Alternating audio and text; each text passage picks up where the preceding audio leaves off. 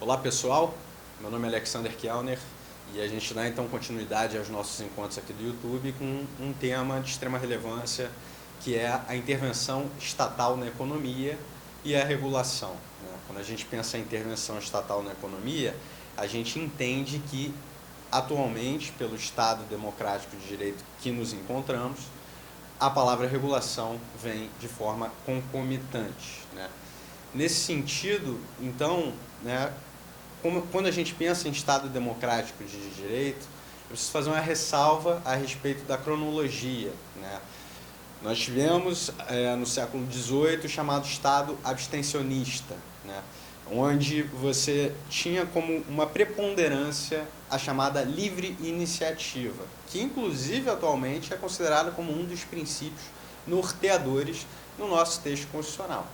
Mas no Estado abstencionista, você tinha aquela noção de Thomas Hobbes de que o Estado seria, a economia seria regulada pela chamada mão invisível. Então você tem uma noção de menor intervenção, intervenção mínima ou não intervenção estatal no âmbito econômico. Posteriormente a gente caminha para a noção dos estados prestacionais, os estados sociais democráticos. Os chamados, nos Estados Unidos, o welfare state. E a noção é de que o Estado seria prestador direto de serviços públicos. Então você tem, na verdade, uma grande intervenção direta, um intervencionismo estatal exacerbado no intuito de preservar direitos públicos. E de onde provém esse Estado social? Com a grande disparidade deixada pelo Estado abstencionista e, consequência disso, com as problemáticas sociais geradas tanto pela Primeira quanto pela Segunda Guerra Mundial, você tem uma disparidade muito grande entre as classes. Quando você tem essa chamada disparidade muito grande entre as classes, se percebeu que você precisaria de um Estado garantidor, um Estado que atuasse de forma ostensiva na promoção de direitos sociais. Essa, então, é a noção. Você tem um forte dirigismo contratual, ou seja, uma restrição estatal à liberdade de contratação.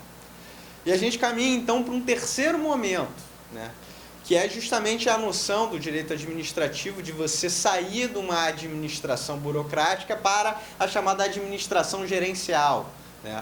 Quando você pensa agora em serviço público, você precisa pensar naturalmente em economicidade, em efetividade. A noção do princípio da efetividade esculpido no artigo 37 da nossa Constituição.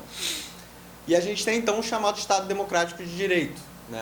O Estado, ou então a noção de Estado regulador, um Estado subsidiário, a noção de neoliberalismo, um Estado neoliberal.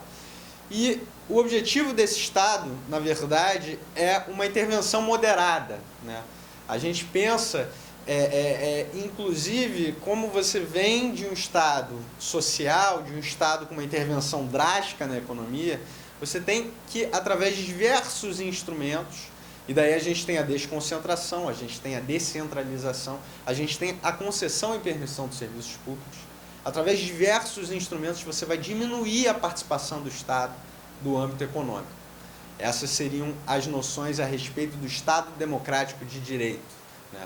E a gente pensa que não só o Estado vai agir conforme o artigo 173 da Constituição de forma direta na economia, como também o Estado terá o condão de agir de forma indireta na economia. E como é que funciona essa ordenação econômica indireta pelo Estado?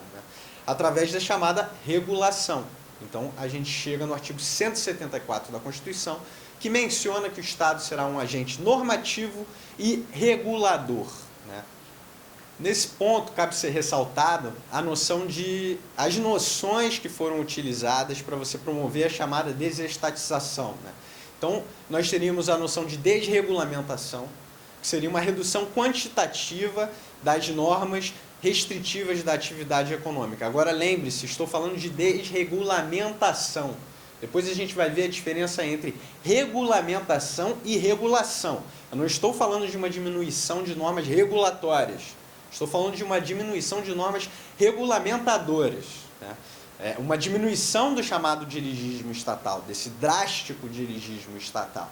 Passamos então para as noções, como ocorreu no Brasil na década de 90, de privatizações, emendas constitucionais, a exemplo da emenda constitucional número 6 de 95, número 7 de 95, emenda constitucional número 8 de 1995, que alterou o artigo 21 da Constituição, inseriu que as telecomunicações serão ordenadas por uma entidade reguladora e assim sucessivamente, né?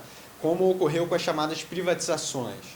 Nós temos a noção de licitatória, propriamente licitatória, de concessão e permissão de serviços públicos. Se antes você tinha o Estado prestando de forma direta na economia determinados serviços, agora você vai ter uma noção de que o Estado objetiva passar essa prestação direta a particulares que estejam interessados em desenvolver o mencionado serviço, né? Então, nesses casos específicos, nós entendemos que através da licitação você tem um dos instrumentos para a chamada desestatização, para a ideia de você desburocratizar a administração pública e passar para a administração pública gerencial. E ainda, terceirização. O Estado objetiva, então, não só através de licitação, mas através de contratos de terceirização, né, passar para o particular essas prestações. Muito bem, como é que ocorre isso? E onde que se encontra isso? Qual seria a disciplina normativa da matéria?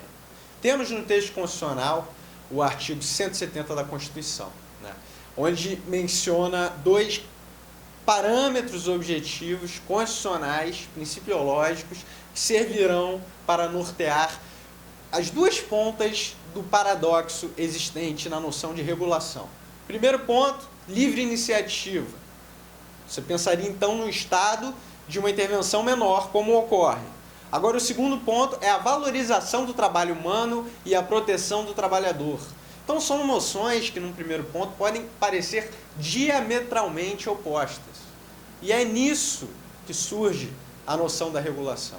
Então, no artigo 170 da Constituição, a gente tem a noção de valorização do trabalho humano e proteção do trabalhador. Nós temos a noção de livre iniciativa. E nós temos o Estado Democrático de Direito com o objetivo de coadunar essas visões. Eu destaco ainda na redação, no parágrafo único do artigo 170, as noções que costumam aparecer em provas, né? Quando se fala em livre iniciativa, é a liberdade do desenvolvimento do indivíduo de uma atividade econômica, mas independentemente de autorização de órgãos públicos, salvo nos casos previstos em lei. Essa noção de independentemente de autorização, salvo nos casos previstos em lei, costuma cair em provas de primeira fase, né? Que é justamente a literalidade do parágrafo único do artigo 170.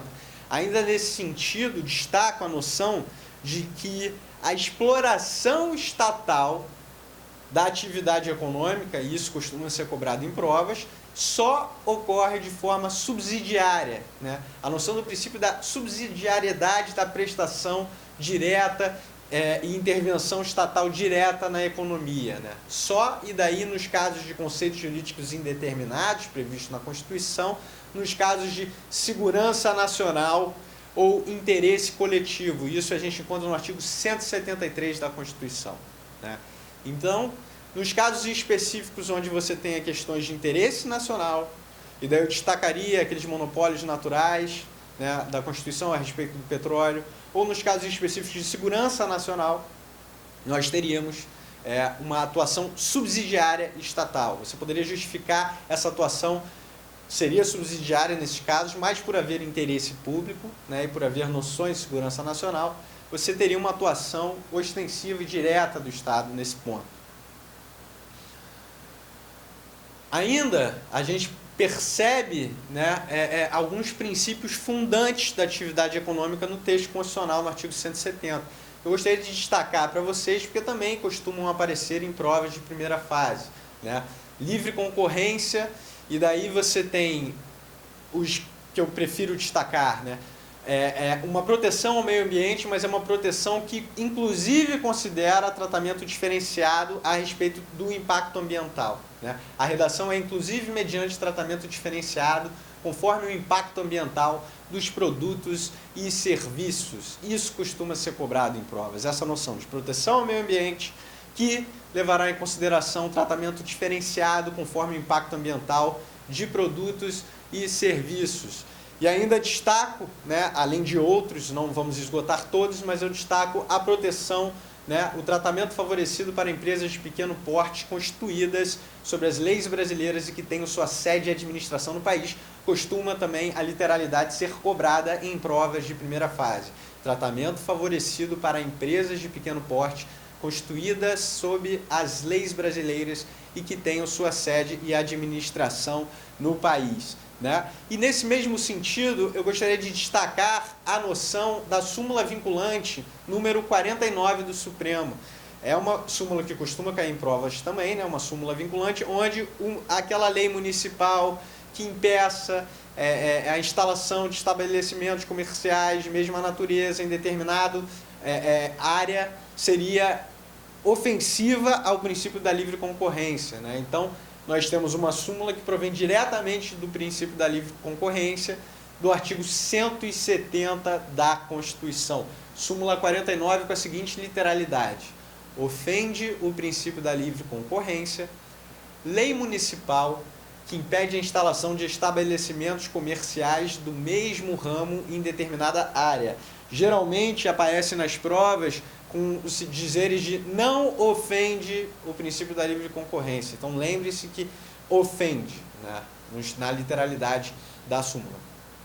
E é engraçado, a gente faz uma menção expressa, de que os princípios econômicos eles costumam se confundir com os próprios princípios fundantes lá previstos no artigo 1º da Constituição a respeito do próprio Estado democrático de direito, né?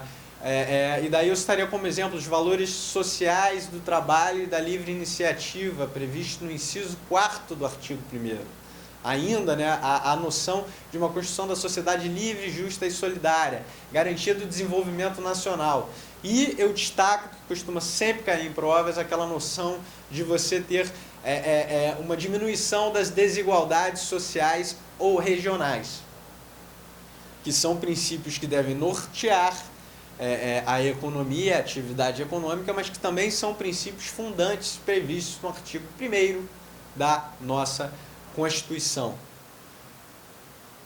Ainda nesse sentido, então, né, eu mencionei anteriormente que podemos ter uma atividade direta ou indireta. Onde que você encontra os dispositivos constitucionais que intervêm na matéria? A intervenção direta, artigo 173 da Constituição. É uma atuação estatal como produtor de bens e serviços, né? Essa noção a gente encontra no artigo 173 da Constituição. Ainda nesse sentido, o artigo 174 da Constituição fala de imposição de normas de regulação e fomento, o Estado atuando em atividade normativa e reguladora. E é interessante porque a gente vai perceber que alguns doutrinadores justamente fundamentam uma diferenciação entre atividade normativa e reguladora com base no artigo 174 da Constituição. Então, a gente pensaria na noção de uma intervenção direta estatal nos termos do artigo 173 e de uma intervenção indireta estatal nos termos do artigo 174 da Constituição. Quais são os meios dessas intervenções? E daí é engraçado, o objeto da nossa ementa é um objeto extremamente extenso e a gente percebe que a gente só vai mencionar especificamente 2 meios de intervenção, né? O primeiro meio seria o planejamento e a disciplina, né? O Estado atuando nessa atividade de planejamento, diversos dispositivos constitucionais mencionando uma atividade de planejamento estatal. O Estado atuando como órgão regulador, o Estado como regulador, que será abarcado de forma expressa na nossa aula. Ainda, noções de fomento, né? Você tem o Estado fomentando determinados trechos. A exemplo, e daí eu cito para vocês o cinema nacional. O cinema nacional, a Lei Rouanet, né, que está em voga agora na mídia em razão de determinados escândalos de desvio, de malversação de recursos públicos, né? Através de renúncia fiscal, isenção fiscal, o Estado fomenta essas atividades, né? Então seria um dos exemplos de uma atividade de fomento estatal. Repressão, a noção de Sistema Brasileiro de Defesa da Concorrência, que é um dos temas que serão tratados hoje com maior especificidade, né? repressão ao abuso do poder econômico, direito da concorrência ou antitrust. No final do nosso encontro, a gente vai tratar de forma breve a respeito do acordo de leniência antitrust, que foi a fundamentação do nosso acordo de leniência e que agora, com a perda de eficácia da medida provisória 703, que não foi convertida em lei, né? Nós temos uma resolução do Renan Calheiros nesse sentido, nós temos que voltar então a atenção para o acordo de leniência antitrust, porque ele foi a base normativa, costuma cair em provas e foi a base normativa para o nosso chamado acordo de leniência. E ainda a exploração direta da atividade econômica pelo Estado, né? O Estado atuando como explorador direto da atividade econômica, que não será tratada no nosso encontro, né? Em razões de se tratar de uma matéria extremamente extensa, né? A gente então vai tratar especificamente sobre regulação e o Sistema Brasileiro de Defesa da Concorrência, que são os temas que são atualmente mais cobrados em prova. Existem esse rol, o mencionado rol, ele não é um rol exaustivo no âmbito de concordância prática da doutrina, né? Nós temos posições, exemplo, do professor Diogo de Figueiredo, que prevê outras categorias. O professor Diogo de Figueiredo prevê a intervenção regulatória ou uma intervenção concorrencial, uma noção monopolista ou uma noção sancionatória, né? Agora, majoritariamente, a gente pensa em planejamento e disciplina, regulação, fomento, repressão ao abuso do poder econômico e exploração direta da atividade estatal, da atividade econômica pelo Estado. Muito bem, nós temos então 3 sentidos para o vocábulo regulação. Quais seriam os sentidos, né? Primeiro, o sentido amplo. Eu falei para vocês do artigo 170 da Constituição, que prevê a dignidade do trabalhador, a proteção do trabalhador, né, e o respeito ao trabalho humano. E eu falei também do artigo 170, que prevê a livre iniciativa, que são os 2 valores que devem nortear a atuação estatal no âmbito econômico. Eu falei para vocês da intervenção direta do Estado, artigo 173 da Constituição, e falei para vocês da intervenção indireta estatal, artigo 174 da Constituição. Eu posso citar para vocês os 3 sentidos que a doutrina prevê a respeito do vocábulo regulação, né? O sentido amplo, e o sentido amplo seria a soma do artigo 170 da Constituição, mais o artigo 173, mais o artigo 174. Porque a gente tem a previsão, né, dentro da palavra regulação, de uma atuação direta estatal e de uma atuação indireta estatal, coordenada e disciplinada pelos princípios norteadores da Constituição.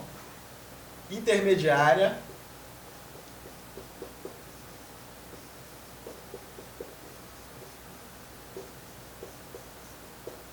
seria a soma do artigo 170 mais o artigo 174 da Constituição, englobaria apenas a coordenação, disciplina e normatização estatal com base no artigo 170 e demais, né, dispositivos norteadores, e o artigo 174, ou seja, a noção intermediária engloba apenas uma atuação indireta estatal. E nós teríamos também o sentido, o sentido reduzido,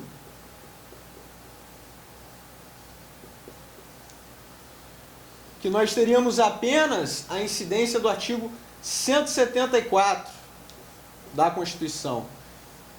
Você não teria uma coordenação, uma disciplina e uma normatização estatal.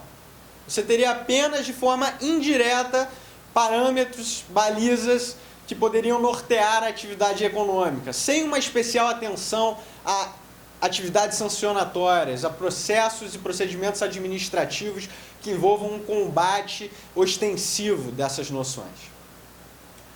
Muito bem, qual é o sentido majoritário? É o sentido que nós utilizaremos para abordar o conteúdo da nossa ementa e o sentido que pode ser mais cobrado em provas para vocês. A noção intermediária. Então, quando se falar em regulação, não vamos tratar a respeito de uma intervenção direta do Estado na economia, e sim uma intervenção indireta. Essa é a noção. Ou seja, uma intervenção lastreada no artigo 174 da Constituição. Essas são, na verdade, as 3 formas que a doutrina utiliza para conceituar o vocábulo regulação. E se a gente fica com a noção intermediária da regulação, no que ela consiste, né? Que vem a segunda questão que eu gostaria de colocar aqui no quadro branco, né? Edição de normas.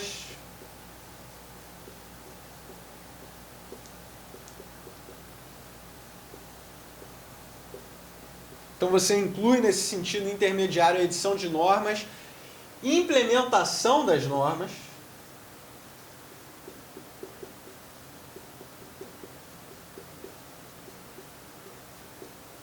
e fiscalização.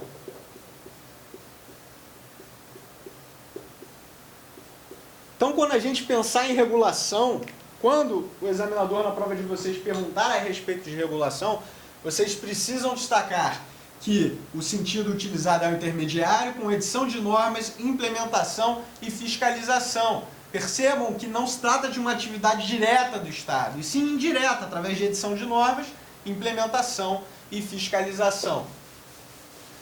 Então, a gente teria como concluir que nós teríamos na regulação uma atividade indireta e a atuação empresarial do Estado seria o que a doutrina majoritária considera como uma atividade direta do Estado na economia. Muito bem. Primeiro, passamos então ao ponto que eu destaquei anteriormente, né? A diferenciação entre regulação e regulamentação, né? Regulação, artigo 174 da Constituição,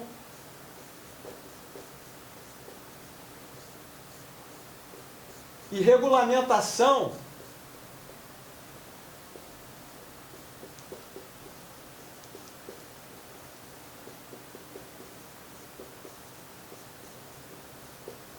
artigo 84, inciso 4º da Constituição.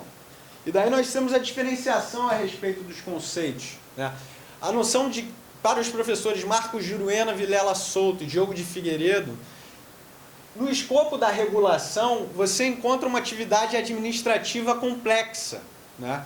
Onde nós teremos o poder dever fiscalizatório, sancionatório visto anteriormente. Agora, a regulamentação, com base no artigo 84, inciso 4º, se trata de uma das prerrogativas do chefe do Poder Executivo e seria uma atividade política, né, inerente ao chefe do Poder Executivo.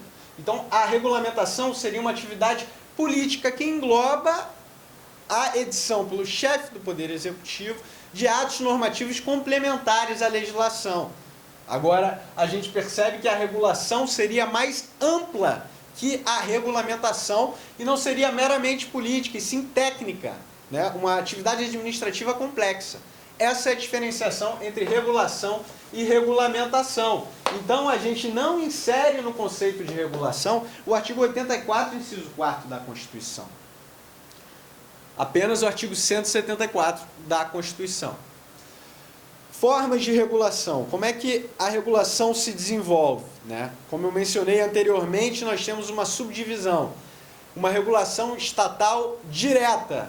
E daí é engraçado, a gente trata da regulação como uma atividade estatal indireta na economia e a regulação estatal, ela ocorre através da administração pública direta ou indireta, através das chamadas agências reguladoras, né? Seria uma das exemplificações. Ou a gente poderia destacar o Banco Central, poderíamos destacar o CAD, né, que será o Conselho Administrativo de Defesa da Concorrência, que será destacado. Nesse sentido, nós teríamos uma regulação pública não estatal. O que seria a regulação pública não estatal? Artigo 217, inciso 1º da Constituição. Artigo 217, inciso 1º da Constituição, traz as noções de uma regulação pública não estatal. Por que pública não estatal? O artigo 217 trata da autonomia que será deferida às entidades desportivas. Na verdade, a regulamentação desportiva exarada, né, por entidades privadas, teria o condão de se inserir no ordenamento jurídico e, por isso, seriam públicas de natureza não estatal, né?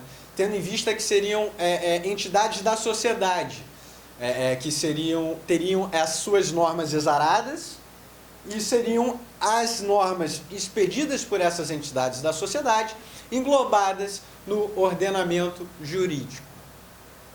Ainda nesse sentido, a chamada autorregulação. A autorregulação, e daí o professor Rafael Oliveira destaca no livro dele o CONAR, né? Conselho Nacional de Autorregulamentação Publicitária. Como o próprio nome diz, a autorregulação é justamente entidades privadas se autorregulando. Como que elas fazem isso? Através daqueles chamados selos de qualidade, seria uma das formas de você exemplificar, né? Uma autorregulação, poderíamos pensar nas empresas aéreas. Quando você pensa num grupo de empresas aéreas que destacam que aquele voo é operado por determinada linha aérea, mas se trata de um mesmo grupo, e elas se autorregulariam para manter um padrão de qualidade, um padrão de pontualidade. E a ausência de regulação seria a quarta forma de regulação a ser destacada, chamada desregulação, que era justamente o que ocorria no estado abstencionista dito anteriormente, né? No século XVIII, né? A mão invisível do mercado tratando da regulação, né? Então, uma ausência qualquer de implementação de atos normativos regulatórios. Tratemos então da evolução, né? E isso pode ser cobrado em provas de primeira fase, isso pode ser cobrado em provas discursivas, né? Nós temos duas escolas principais que evoluíram na noção do direito regulatório, né? Que são a escola do interesse público, e a escola do interesse público defendia justamente que a maior ou menor intensidade da regulação seria perpetrada de acordo com uma maior necessidade de atendimentos a interesses sociais ou não. E nós temos a escola de Chicago, a chamada escola neoliberal ou escola neoclássica, né? A chamada escola econômica. A escola de Chicago prevê que a regulação deve corrigir os chamados market failures, né? O que seriam os market failures? Seriam defeitos inerentes ao mercado. E daí eu destaco os exemplos desses chamados market failures, que foram desenvolvidos pela Escola de Chicago. E agora, saindo um pouco da abstração do direito alienígena, a gente vai perceber conceitos que são inerentes ao direito brasileiro. Monopólio e o poder de mercado. O que seria um monopólio, né? Você tem apenas uma empresa, né? um grupo econômico que presta determinada atividade econômica. Nesse sentido, ele tem a liberdade, tendo em vista a ausência de concorrência, de regular da forma como queira os preços. E isso se torna prejudicial ao consumidor, né? Como a gente sabe. Nós temos também a noção de externalidades, né? Quando os custos e benefícios não são integralmente absorvidos pelos agentes econômicos, né? Mas eles são absorvidos por terceiros que não fazem parte das transações econômicas. E qual a problemática disso, dessas externalidades? Uma ausência de responsabilidade desses terceiros, né? Então, essa seria a noção monopólio, externalidades, e temos mais duas. Noção de bens coletivos, né? Você teria a chamada do efeito carona, pessoas que não necessariamente pagaram por determinada prestação, mas que elas aproveitam de determinada prestação, né? Bens não exclusivos, ou seja, pessoas que não pagam por determinada prestação, mas consequentemente usufruem da mesma, né? Seria uma noção não benéfica da economia, conceituada como um market failure, uma falha de mercado. E a assimetria de informações. A assimetria de informações, nós temos condutas oportunistas anteriores, que seriam uma seleção adversa, né? Uma seleção adversa de produtos, uma seleção adversa de mercados, uma seleção adversa de consumidores. E nós temos a assimetria de informações posterior, né? Que seria o risco moral, né? O risco de uma problemática do moral hazard, né? A liability moral. Um eventual defeito em eventual prestação que poderia causar uma problemática que poderia se engendrar em danos morais. Nesse mesmo sentido, nós temos a seguinte problemática, né?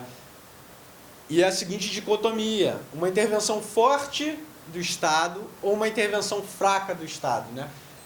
Para a Escola de Chicago, uma intervenção forte do Estado causaria as chamadas falhas de governo, que são as chamadas falhas de governo, né? Nós teríamos três, sendo que uma delas é extremamente cobrada em provas, né? A primeira seria a noção do nanny state. do Estado babá, o grau de regulação seria tão forte que ele inclusive privaria a autonomia dos indivíduos. Nós temos também a noção da teoria da captura, né? A teoria da captura, e são duas as cobradas, teoria dos poderes neutrais e teoria da captura. A teoria da captura é quando você tem a possibilidade, como você tem grandes corporações, né, com grandes interesses econômicos em jogo, elas têm um poder monetário muito forte. Então, se você tem uma agência reguladora atuando em determinado mercado, os dirigentes dessas agências, eles podem sofrer uma captura de interesses por essas sociedades. Qual seria uma exemplificação disso? Né? Você ter a possibilidade de, após aquela prestação pública numa agência reguladora, ele ser contratado por uma sociedade. Então, quando, no interior de uma agência reguladora, ele expediria regulações que estivessem em conformidade com o interesse da sociedade, ao qual o mesmo iria pleitear um emprego posteriormente.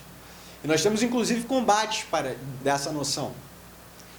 A lei da ANEEL, por exemplo, traz a quarentena, né, onde o mesmo não poderá ser contratado por determinado período de tempo.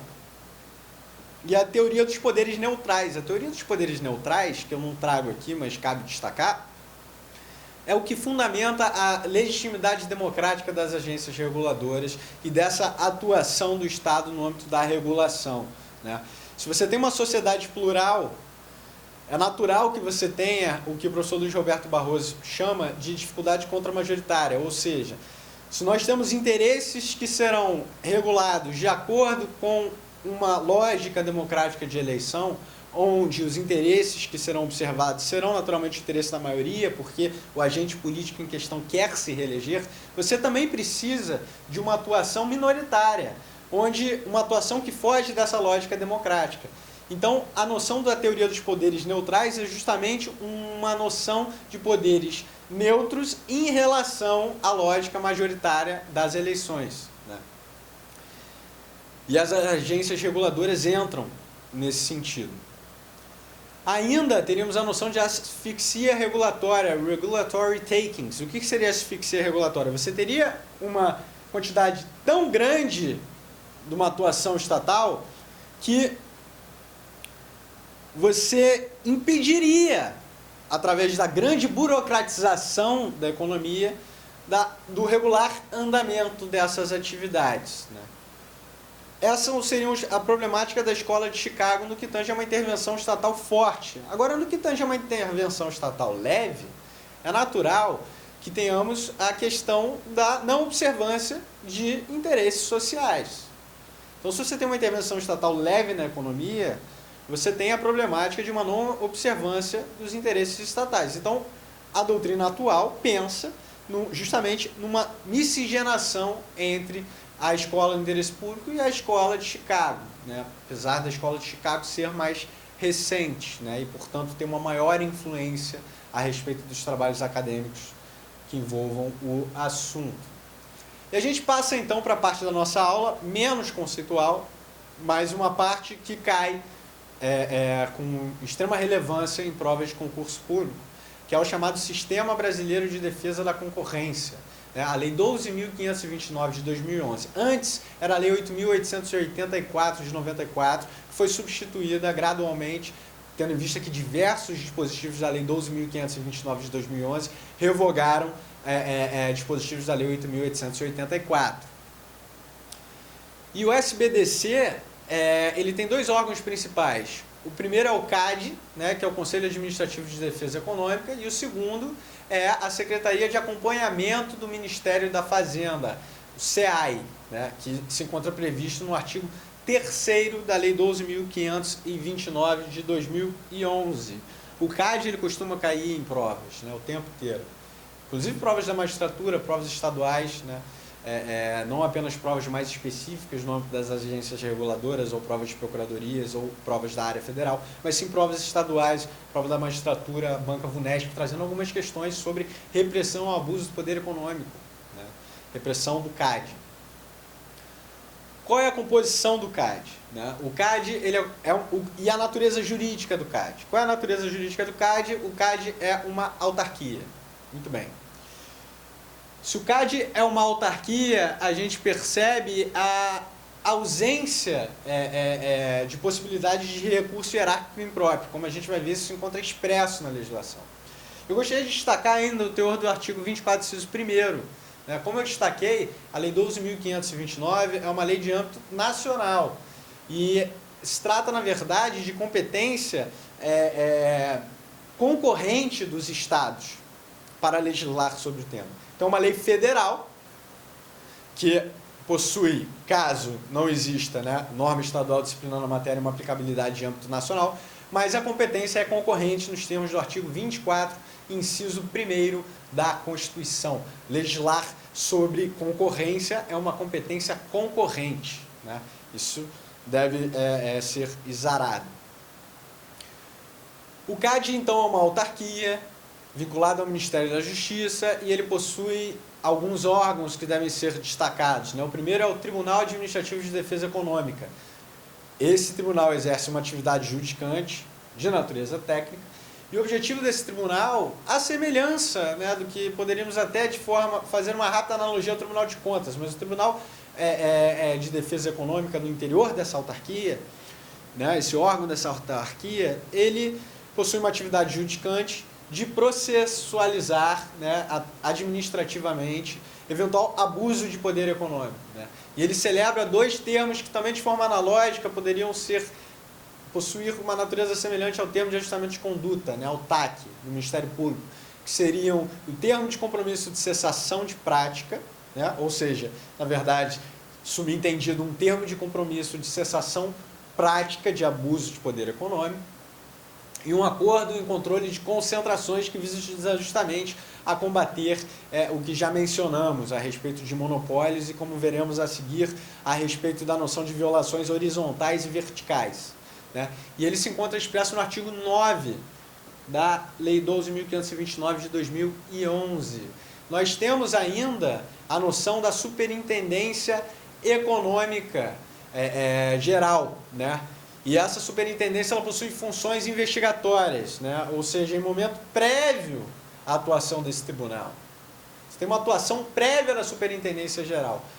O objetivo é promover procedimento preparatório de inquérito administrativo ou promover inquérito administrativo para apuração de infrações de ordem econômica, instaurar processo administrativo para imposições de sanções administrativas. Então, ela tem um momento prévio, instaura, e quem exerce a função judicante de julgamento é o tribunal. Tudo isso no interior e no escopo do CAD. E temos ainda o chamado Departamento de Estudos Econômicos. O Departamento de Estudos Econômicos ele elabora estudos e pareceres. Então, nós temos de forma preponderante os três órgãos mencionados. Voltando aqui. Ainda nesse sentido, eu destaco a Procuradoria Federal Especializada no interior do CAD. Ou seja, o CAD possui uma Procuradoria Federal Especializada, e isso a gente conta no artigo 15 da Lei 12.529, e essa Procuradoria Federal ela tem o objetivo de prestar, a exemplo do que ocorre com agências reguladoras, com demais autarquias, uma assessoria jurídica especializada e consultiva ao CAD. Ela, inclusive, promove a execução judicial das decisões do CAD. E ela atua de forma judicial ou extrajudicial. Temos ainda a previsão no artigo 20 da Lei 12.529 de uma atuação do Ministério Público Federal, através de pareceres. E veja bem, essa atuação do Ministério Público Federal no âmbito do CAD, ela pode ocorrer de ofício, ou através de requisição do relator do tribunal do processo administrativo do CAD. Então, o Ministério Público Federal pode se manifestar unilateralmente para participar através da emissão de um parecer daquele procedimento administrativo, ou o próprio relator responsável pelo julgamento pode ficar a seu cargo, provocar de ofício uma atuação ostensiva através de pareceres naquele procedimento administrativo. E daí eu gostaria de citar o já mencionado artigo 9º, parágrafo 2º da Lei 12.529 de 2011.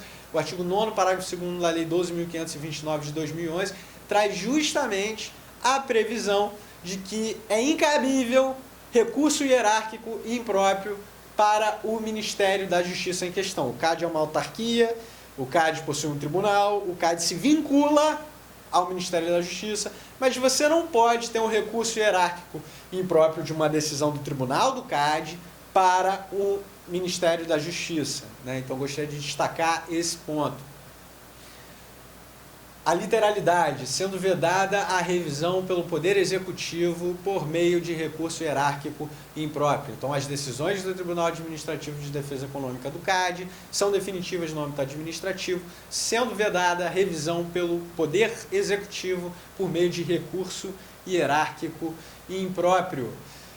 As atribuições da Secretaria de Acompanhamento do CAD, né, e a gente tem justamente essa, como a gente transpassa agora a noção do tribunal e agora a gente versa a respeito da Secretaria, a gente percebe que a defesa da concorrência ela pode ser preventiva ou repressiva. E nós temos uma manifestação prévia sobre atos de concentração, uma manifestação prévia sobre atos que podem gerar ou não monopólios, né? Políticas públicas, as próprias agências reguladoras podem realizar consultas públicas e daí você tem uma intervenção da chamada Secretaria de Acompanhamento Econômico, né? Ela pode inclusive influir na noção de políticas públicas setoriais. E daí é engraçado, gostaria de trazer para vocês uma noção conceitual extremamente relevante, que é a noção de ordenamentos setoriais de Santi Romano.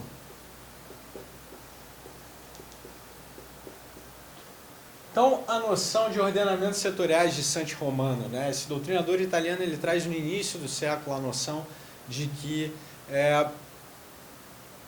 toda entidade, né, setorial, ou seja, que atuasse em determinado setor, que possuísse caráter permanente, de permanência, e tivesse atos constitutivos, ou seja, atos normativos internos, que pudessem ser destacados do ordenamento jurídico como um todo, você teria uma noção de uma instituição, de uma entidade. E cada entidade, cada instituição seria um ordenamento jurídico setorial. Essa é a noção do Santi Romano. Então, a Secretaria de Acompanhamento Econômico, ela tem a possibilidade de influir na formulação de políticas públicas setoriais. E por que setoriais? Porque se tratam de uma setorização específica. E de onde provém essa noção de ordenamentos setoriais? Do doutrinador italiano Santi Romano, né? Então, a gente poderia pensar que um dos ordenamentos setoriais previstos no Brasil, inclusive constitucionalmente, seria o direito desportivo, do artigo 217, inciso 1º da Constituição, como eu ressaltei anteriormente. Poderíamos pensar em ordenamentos setoriais pedidos inclusive por entidades públicas, a exemplo dos ordenamentos setoriais ambientais, né, quando você tem uma ordenação específica a respectivo município, do licenciamento ambiental e assim sucessivamente, né. Muito bem. Transpassada a noção, então, de ordenamentos setoriais, a gente chega a um ponto que pode ser cobrado em provas, que é a prática de infrações de abuso do poder econômico, que podem ser de cunho horizontal ou vertical, né? Por que horizontal? Quando você pensa em horizontalidade, você pensa em iguais. Então, nós teríamos empresas concorrentes que fariam acordos entre si para eliminar os demais concorrentes. E daí qual seria o maior exemplo de uma prática de abuso do poder econômico horizontal? A formação dos chamados cartéis, né? Os cartéis são justamente acordos indevidos que as empresas realizam para, em conjunto, atuarem com possibilidade de eliminar concorrência através da prática de preços abusivos ou através, inclusive, de determinação prévia de quem será o vencedor de uma licitação, como já vimos, né, em diversos casos aqui. Ou seja, uma empresa combina que apresenta uma proposta que sabe que não vai ganhar desde que tenha participação no resultado da empresa vencedora. Grupos de empresa podem fazer isso, né? E isso é uma prática que deve ser ostensivamente combatida em termos administrativos e em termos judiciais. Preços predatórios, né, são, como já mencionado, preços fixados abaixo do próprio custo de produção. Se você tem uma empresa que tem a possibilidade de implicar aos seus pares, né, por isso que é horizontal, um preço extremamente baixo, tendo em vista que ela tem um grande poderio econômico, ela elimina a concorrência e, posteriormente, ela assume o preço que ela quiser em regime de monopólio. Então, essa é a noção de preços predatórios. E daí a gente passa, né, ainda para chamadas práticas restritivas verticais. Quais seriam as práticas restritivas verticais? Né?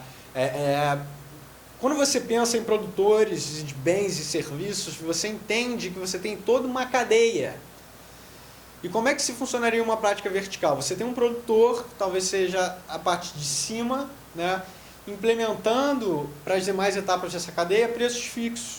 Isso ocorre muito com determinados produtos. Quando você vê, e daí seria a segunda, né, a primeira seria a fixação de preços de revenda. Você pode ter um preço mínimo, um preço máximo ou um preço fixo. Muitas vezes, quando as pessoas oferecem produtos promocionais de forma conjunta, a gente percebe que um dos produtos ele mantém o seu valor originário, é o outro produto que possui um desconto, né? Então, essa é a noção de fixação de preços. Restrições temporais, né, também a preços e bases de clientes. Você pode ter um preço no shopping na Zona Sul e você pode ter outro preço no shopping da Zona Norte. E isso seria abusivo. Eventuais acordos de exclusividade também seriam uma forma de uma prática vertical. Esse produtor só trabalha com esse distribuidor, né? E ainda, eventual recusa de negociação, a imposição de contratos de adesão a quem tenha o interesse. Nesse sentido, o que deve ser destacado é que nem sempre essas práticas são abusivas. Se você tem o abuso do poder econômico, e o que é a definição do professor Rafael Oliveira do abuso do poder econômico? Uma influência na definição de preços e quantidades vendidas. Então, se você tem uma influência na definição de preços e quantidades vendidas, aí você tem uma conduta abusiva. Nesse outro sentido, se você tiver um prejuízo à concorrência, você tem uma conduta abusiva. Agora, nem sempre a venda casada, nem sempre a determinação de preços será uma problemática a ser combatida. Isso deve ser destacado. Então, se aparece na sua questão, sempre que houver, em direito administrativo, lembrando, né? A gente não trata de direito do consumo. Sempre que houver uma fixação pelo produtor de um preço, haverá um abuso de poder econômico. A resposta é que não, né? Conforme eu destaco para vocês. Muito bem, então a gente chega ao ponto da legislação, né? Infrações à ordem econômica, responsabilidades, sanções e prescrição. Então a gente trata das responsabilidades, das sanções e da prescrição. E daí eu destaco o artigo 31. As normas concorrenciais, elas se aplicam a quem? Pessoas jurídicas de direito público ou privado. E daí eu gostaria de destacar constituídas de fato ou de direito, ou seja, mesmo que não constituídas, mas que exerçam atividade econômica, que seria a constituição de fato, e temporariamente. Por que temporariamente? Como é que você exemplifica isso? As chamadas SPS, Sociedades de Propósito Específico, que são constituídas e podem, inclusive, obter um termo, né, de constituição, e nesse mesmo sentido, onde, naturalmente, após lapso temporal determinado, deixarão de existir, e a elas se aplicam as normas de responsabilidade, sanções, infrações e prescrição previstas na Lei 12.529 nos termos do artigo 31. Com ou sem personalidade jurídica, mesmo que exerçam qualquer tipo de monopólio legal, né? Mesmo nos casos específicos de você ter um monopólio legal, que poderia ser uma empresa estatal, a exemplo da União, ter uma empresa estatal em determinada área, você teria a subsunção às normas da Lei 12.529 de 2011.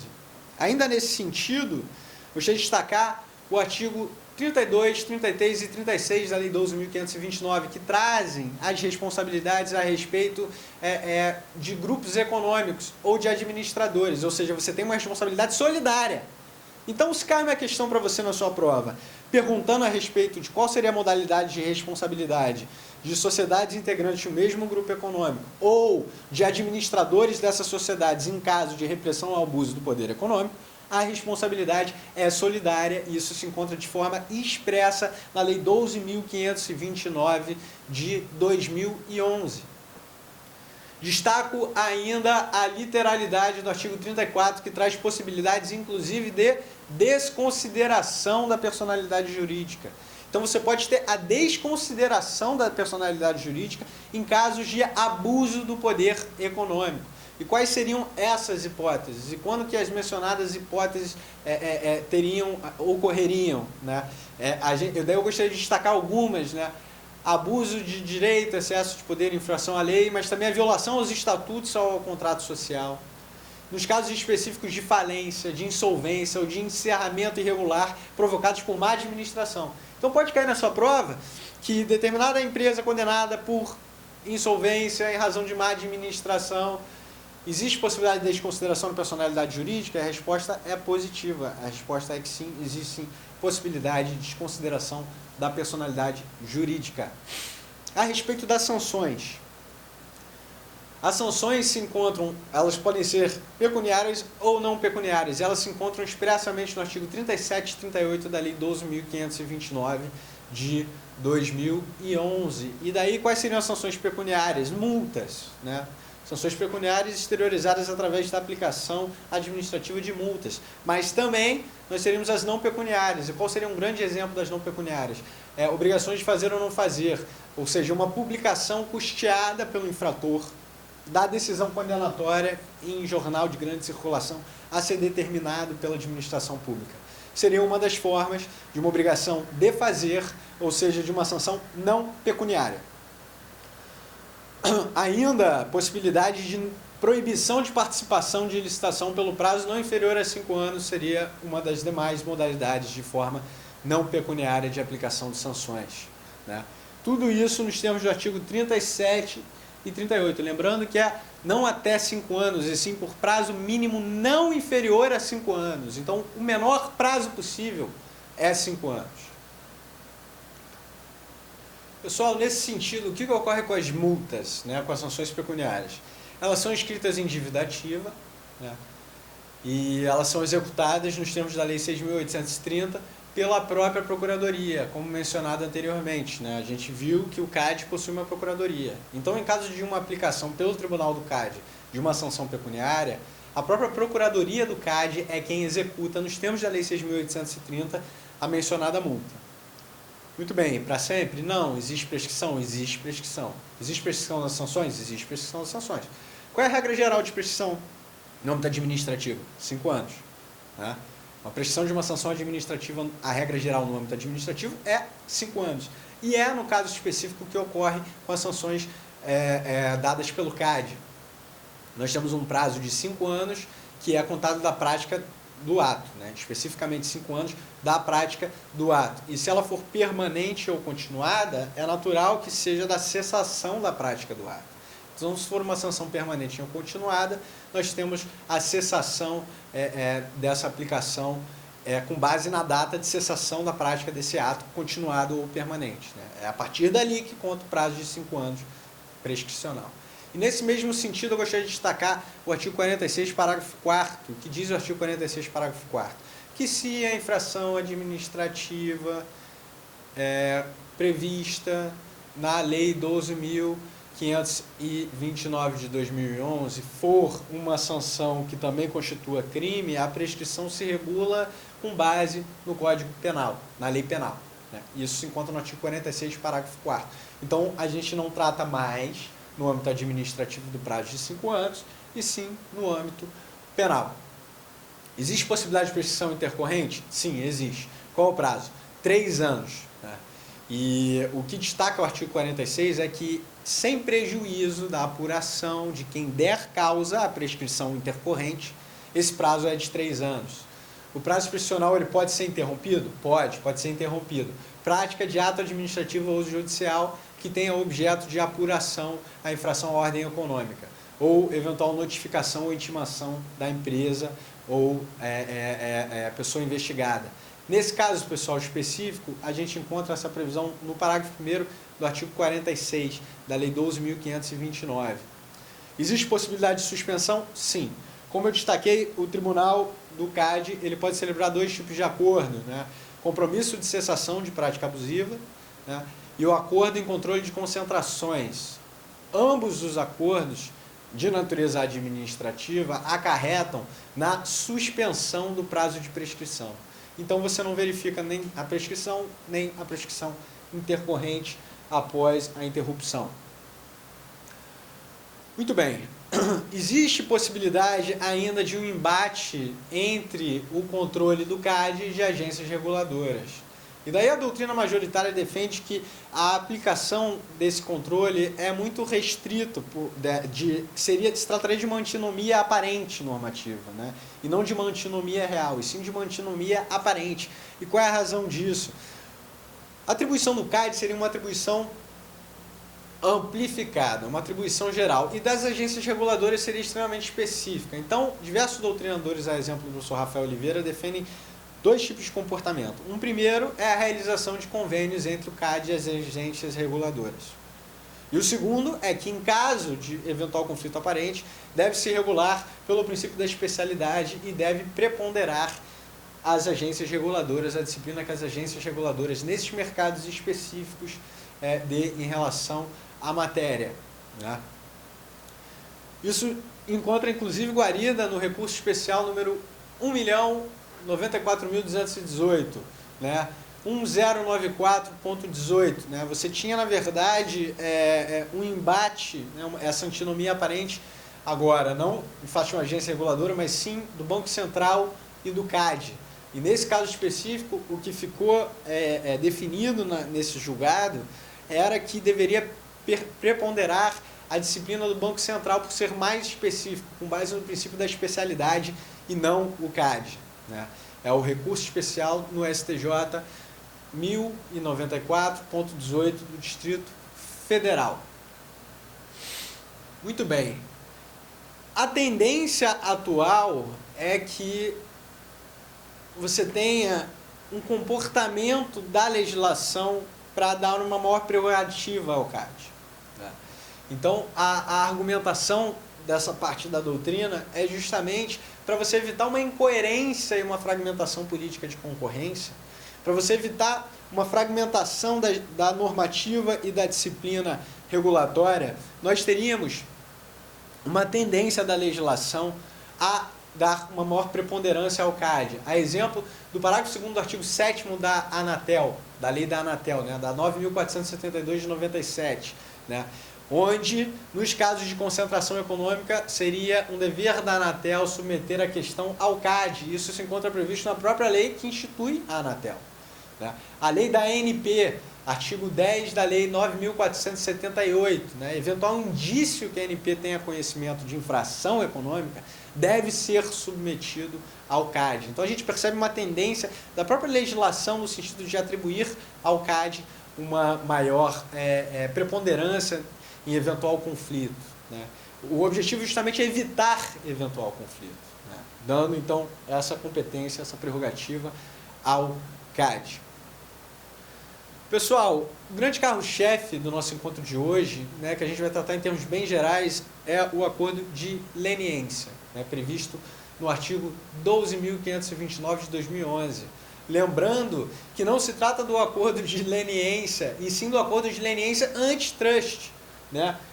Que fique claro, nós temos o acordo de leniência específico da Lei Anticorrupção, da LAC, que é a Lei 12.846 de 2013. Só que o que ocorreu, né? Qual é a base do acordo de leniência antitrust? É justamente... Qual é a base do acordo de leniência da LAC? É justamente o acordo de leniência antitrust. Então, o que aconteceu? Veio a medida provisória, no ano passado, em dezembro, que foi objeto de prova do MP do Rio, 703. E ela disciplinou, ela afastou a disciplina jurídica do acordo de leniência, do acordo de leniência antitrust, que era a fonte normativa. Só que o que aconteceu? Passou o prazo e nada ocorreu. Você tem inclusive o Renan Calheiros, através de uma resolução do Senado disciplinando, que perdeu-se a eficácia em razão de não conversão no tempo necessário à medida provisória 703. Então, por isso que os professores de direito administrativo devem se voltar para o estudo da lei antitrust e do acordo de leniência antitrust previsto no artigo 86 da lei 12.529, né? E quais seriam as principais diferenças que devem ser destacadas, né? Primeiro, que o acordo ele só pode ser celebrado com a primeira pessoa jurídica que demonstrar interesse. Você encontrava essa previsão na redação originária da lei anticorrupção. Depois essa previsão caiu através da medida 703 e agora temos que ver o que ocorrerá, né? E como será disciplinada a matéria e como vai ser cobrada em provas. Mas na lei antitrust é apenas a primeira pessoa jurídica que manifestar interesse em participação é que terá a possibilidade de celebrar o acordo antitrust. Além disso, confissão. O acordo de leniência antitrust exige a confissão dos atos, fato que tinha caído com o MP 703. Né?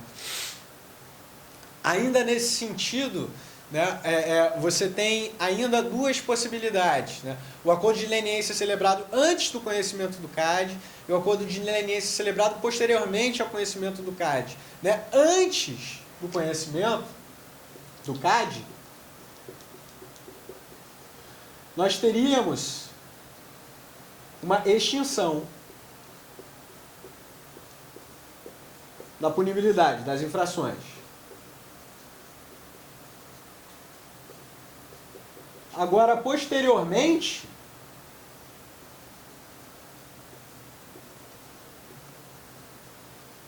apenas a redução. Então, posteriormente, nós teríamos apenas uma redução. É diferente do que ocorre na lei anticorrupção. Então, atentem para esse fato. Né? Destaco ainda a noção de acordo de leniência plus.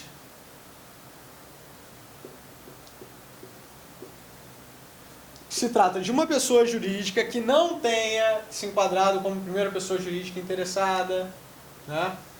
Que não tenha confessado, ou seja, ela não se enquadra na modalidade do acordo de leniência antitrust, mas ela fornece informações a respeito de outro cartel, né, que o CAD não teria conhecimento se não fossem essas informações. Né? Então, nesse caso específico, você teria, de forma expressa, a redução em 1/3 da penalidade. De forma específica. Então, essas são as principais características do acordo de leniência antitrust. Né?